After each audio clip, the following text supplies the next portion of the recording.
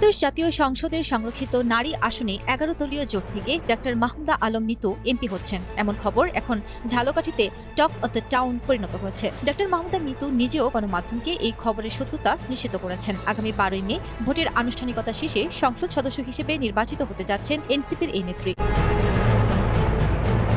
জোটভিত্তিক বন্টন অনুযায়ী বিএনপি ও তাদের মিত্ররা ৩৬টি, জামায়াতে ইসলামী ও তাদের জোট ১৩টি এবং স্বতন্ত্রদের জন্য একটি সংরক্ষিত নারী আসন নির্ধারিত হয়েছে। এর অংশ হিসেবে জামায়াত তাদের কোটা থেকে জাতীয় নাগরিক পার্টির কেন্দ্রীয় যুগ্ম সদস্য সচিব ডক্টর মাহমুদা আলম মিতুকে মনোনয়ন দিয়েছেন। একই সঙ্গে জাকপার পক্ষ থেকে ব্যারিস্টার তাসমিয়া প্রধানের মনোনয়নও চূড়ান্ত করা হয়েছে। ১০ দলীয় জোটের এনসিপির মনোনীত প্রার্থী ছিলাম। বাংলাদেশের জাতীয় সংসদের সংরক্ষিত নারী আসনের নির্বাচন সরাসরি ভোটে নয়, বরং আনুপাতিক প্রতিনিধিত্ব পদ্ধতিতে সম্পন্ন হয়েছে। সাধারণ নির্বাচনে প্রাপ্ত আসনের ভিত্তিতে রাজনৈতিক দলগুলো নির্দিষ্ট সংখ্যক সংরক্ষিত আসন পায় এবং সেই অনুযায়ী নারী প্রার্থীদের মনোনয়ন